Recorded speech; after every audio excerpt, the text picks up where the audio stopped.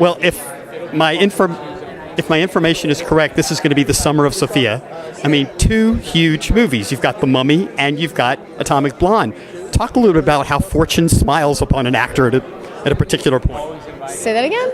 How fortune can smile upon an actor at a particular point where all of a sudden you just have this convergence of two amazing projects. I know, it's pretty phenomenal. I feel very lucky and blessed, to be honest. I haven't stopped filming in 2 years, and Universal and Focus Feature have been giving me pretty cool jobs lately. Let's just talk about first The Mummy. I mean, you play the personification of evil. I mean, you had to go through a lot of makeup. Evil, she's sweet. What are you talking about? I don't ever want to run across her. Talk a little bit about going through. With her. Talk a little bit about, going through the makeup and the special effects. Everything. Yeah, it was quite a process, I spent one of the longest makeup that I had was 6 hours. We turned it down to 4, luckily. But it's still a long time. But at the same time, you wouldn't have the character without it. I didn't feel as the character if I didn't have all that makeup on. And is there something interesting that this is the first time the mummy's ever been portrayed from the female gender? That what we're exploring?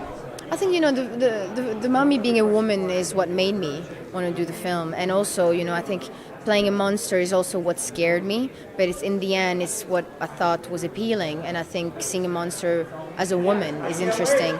But also what's interesting is to see the psychology of a monster and why a monster becomes a monster. And what's interesting in the movies when you see Nemesis is to understand, even if it's not obvious, but to understand why they're the way they are. I think those monsters fail other people where people overcome certain things that monsters don't. And it's always fascinating when you watch a Nemesis like that to see, why did he do it? Why did he go there? I fought. But then also sometimes things happen to us and we all have a monster in us. And that's also can be seen as a metaphor to what's happening in real life in people whenever something pretty fucked up happened to them.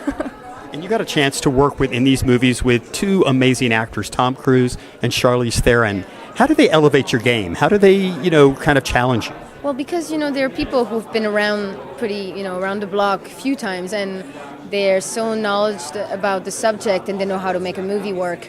And I'm still so young in this business and I'm still learning every day, but being with them on set was again being at school, learning about lenses and frames and learning about certain different aspects about movie making that I didn't necessarily know and I didn't realize, like some certain technical aspect that I wasn't aware of.